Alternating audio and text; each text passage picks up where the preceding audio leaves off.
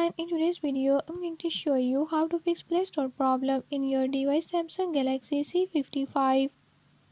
In this device Play Store is not working. I'm going to show you how to fix this issue.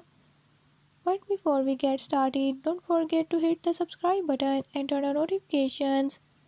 Make sure to watch complete video and learn how you can do it. Let's watch the video.